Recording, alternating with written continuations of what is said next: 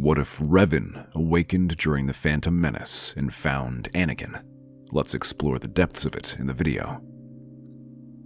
Anakin circles the ruins of the Trade Federation flagship. Around him, droid forces falter, and his comms are filled with the celebration of his allies as they mop up the remains of the droid forces. He spots a stray vulture droid away from the main group and prepares to follow after him. It doesn't get far as Anakin locks on and finishes it. He's about to rejoin the others, but then feels his ship rock around and then freeze in place. Glancing at his controls, he realizes a tractor beam is holding him in place.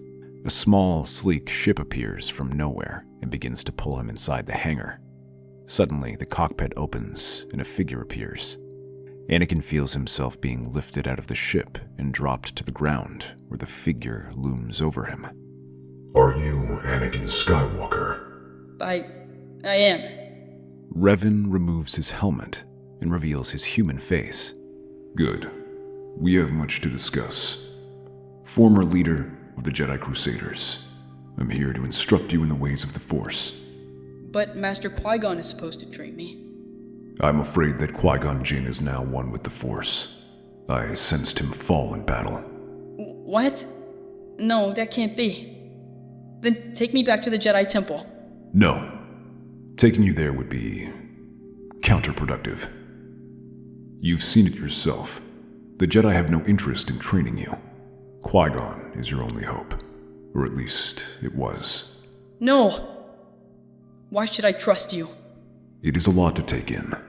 But you must understand, boy. There are dark times ahead. The chaos here is just the beginning. We need the Chosen One now more than ever. I can teach you to become that hero. But only if you let me. Or would you rather go back to the Jedi and their blind dogma? Anakin knows a little bit about the Force thanks to Qui-Gon, and as he takes a deep breath, he can feel a faint tingle of something within himself.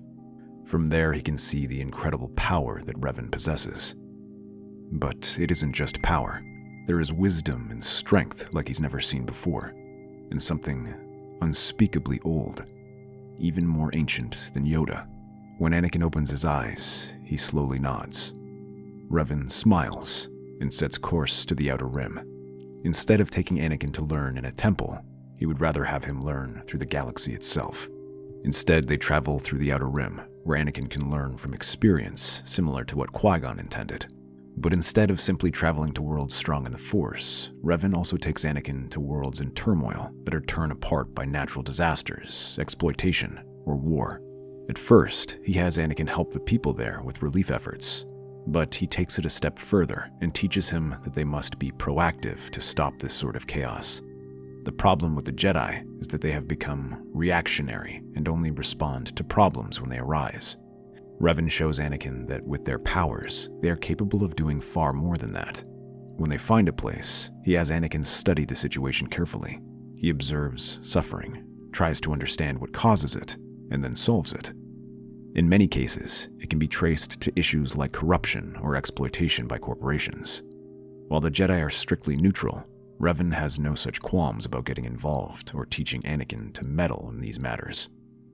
The pair are more than happy to take out corrupt politicians and warlords, their actions strictly against the Jedi Code as they work through assassinations and intimidation. However, Revan's words prove prophetic as the chaos on Naboo is just the start. The chaos and discord only seem to grow in the galaxy, as the issue of succession is becoming a serious problem for many worlds. Talks of militarization and policy change shift across the Republic and disgruntled worlds. For an outside observer, it might seem like a series of actions and reactions, but Revan sees it differently. It is subtle movements of gears slowly turning for a larger machine. He can immediately tell that something is amiss, and knows that the Sith must be pulling the strings. At the center of this chaos is a man named Dooku. Revan sees him meeting with unhappy worlds, and wherever he goes, the chaos seems to grow. This theory leads him to Geonosis. By the time Revan and Anakin arrive, the battle is already underway as countless droids advance across the planet to repel the Jedi and their clone army. Anakin looks over the battlefield and feels the urge to leap after them. We should help them, Master. The Jedi are not soldiers, much less generals. Patience, my student. Remember what I've taught you. We have the power to make a difference, but we must find the right time and place for it. Now, let us find our mystery count. He leaves the ship on autopilot as he offers his handout. Anakin takes it, and the two close their eyes, ignoring the chaos of the battlefield as they search the Force for a single presence. Eventually, they find the Count speeding through the dunes as he tries to make his escape. Revan moves after him to the CIS headquarters, where Dooku is preparing to leave. Not far behind him, Obi-Wan jogs after him with his lightsaber ready. But as the pair prepare to square off, Anakin and Revan reveal themselves. That is far enough. Who are you? I think that is the question I should be asking you, Count Dooku. Anakin? He stares at Revan's companion with wide eyes. Although it's been a decade since they last saw each other, there's no mistaking his old friend.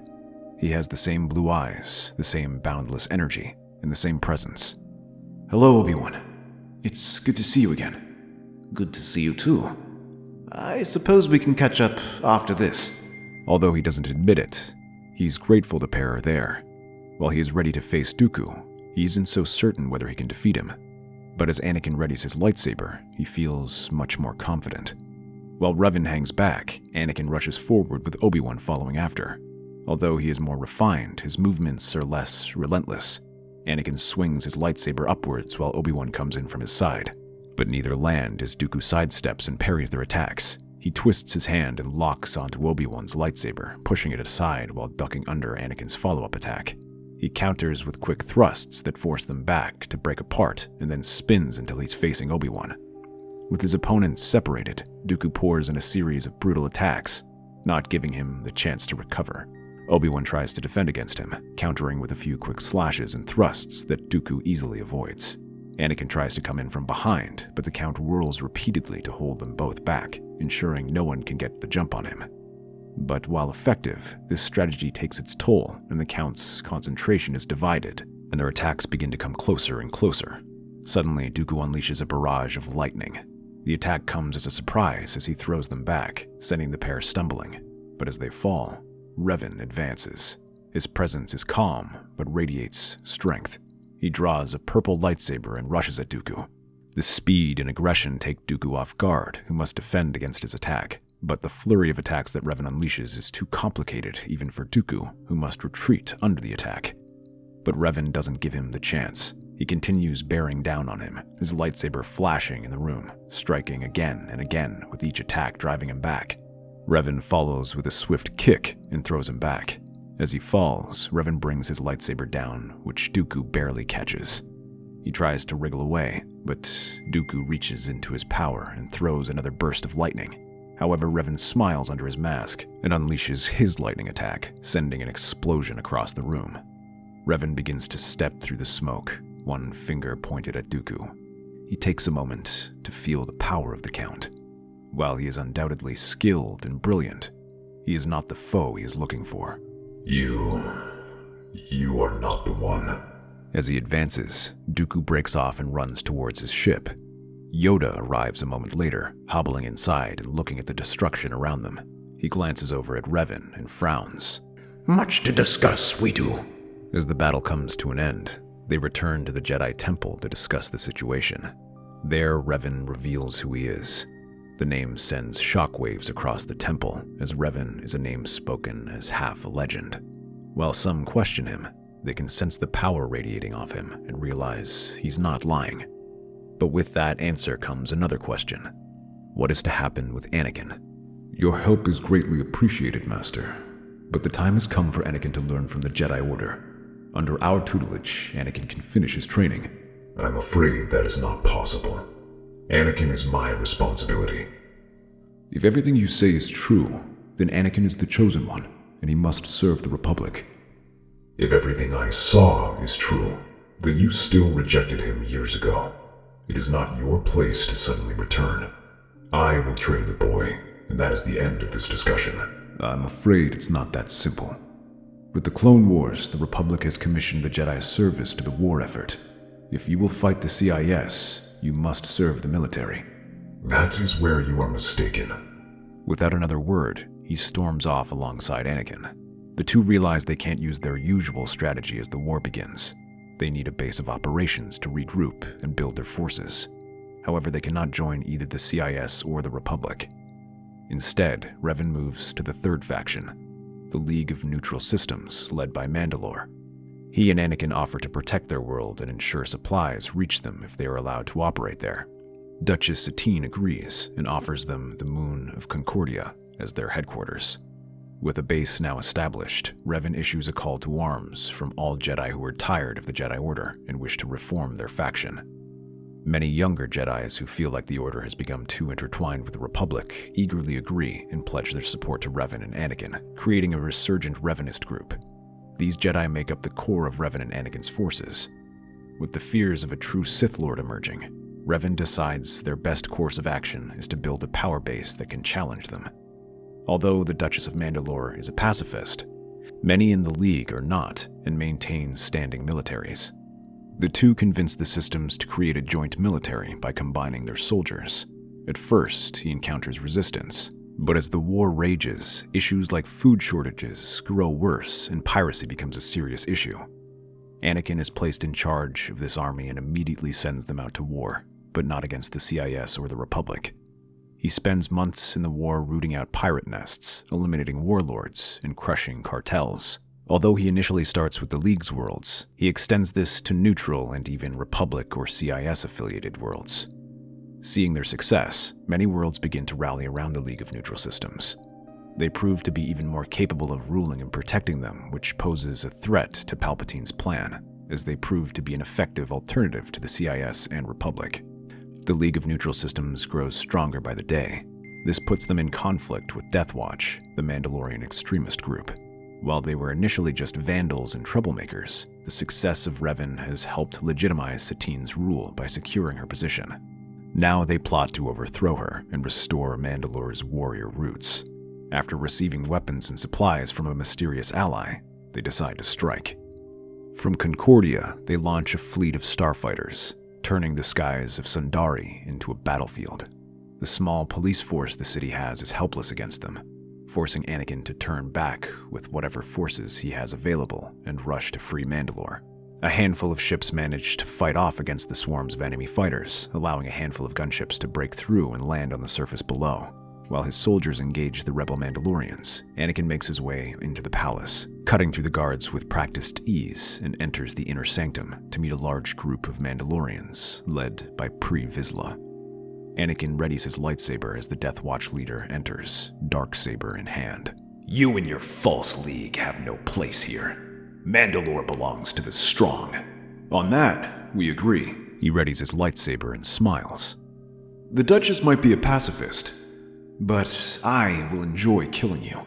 Pre Vizsla runs forward, his jetpack carrying him up as he swings his darksaber in a series of brutal strikes. Anakin faces each one with his lightsaber, moving with incredible agility as the Mandalorian zips around. He leaps up and tries to disable his jetpack, but Pre Vizsla spins around and kicks him back, and throws a grenade after him. Anakin barely dodges it, sliding back and forth from each attack until he catches the last grenade and throws it back.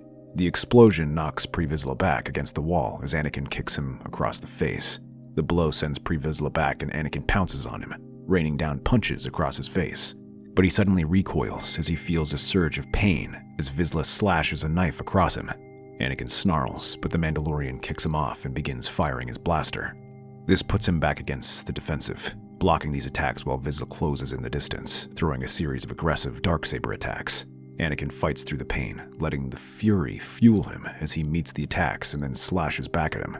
His movements are more graceful and elegant. Although Vizsla is surprised, it's clear who is the better warrior, as he stumbles back from the attack and begins to give ground. Anakin is relentless, letting his weapons spark against the Beskar and blinding Vizsla before he lifts his lightsaber and slices off his hand. The Mandalorian screams in pain as he drops to the ground, but Vizsla smirks. You think you've won? My people still have you outnumbered. But as the fight drags on, Revan redeploys troops back to Mandalore, where the Death Watch are completely outnumbered and soon routed. He wastes no time and lifts Pre Vizsla off the ground. Who sent you? I give you one chance to speak willingly. It'll take more than some harsh words to break me. I know. He suddenly throws Vizsla against the throne where Revan advances. He unleashes a torrent of electricity across the Mandalorian's armor. Know that I have killed foes far worse than you in the past. Anakin goes out to survey the destruction, allowing his master to work. But an hour later, Revan steps out and reveals that Pre Vizsla was sent there by a Sith Lord, but their identity remains unknown. However, that mystery must wait, as they must focus on rebuilding Mandalore, which was heavily damaged by the Death Watch attack, and finish off the remaining attackers. This takes several days of work and keeps them busy. As they work, a figure slips through the ruins of the city and makes her way over to the palace. She appears in the middle of the throne room, just as Revan and Anakin finish a meeting with Satine. The two jump back and ready their weapons, pointing at her, but the matriarch smiles and shakes her head. Now. There is no need for that. I am not your foe. My name is Talzin, ruler of the Night Sisters. I come to you because we share a common foe. The Sith Lord behind this war. And you know who it is? We were once allies. I had thought that we would create a new galaxy together, but he has made it clear that there is only room for one. So be it. Let that one be me. Very well then. Suppose I believe you. What do you hope to gain from his defeat? He is a disease, a cancer that rots the galaxy from within. You have seen it. The war, the chaos. It is all his doing. All part of his grand design, to bring the galaxy under his control. I have to admit, I'm impressed by his boldness. So, let us start with his name. Palpatine. The Chancellor? Right under everyone's noses. You're risking a lot, assuming everything you say is true. Why is that? I have no love for Sidious. All I want is your protection, and acknowledgement that Dathomir remains under my control, untouched by your wars. Dathomir. A small enough price to pay. Very well then. Good. Now may I suggest you join me on Dathomir for the next steps of our plan. After the two finish their cleanup operation on Mandalore, they journey to Dathomir alongside their soldiers. Talzin is waiting for them inside, standing over a cauldron of boiling green liquid.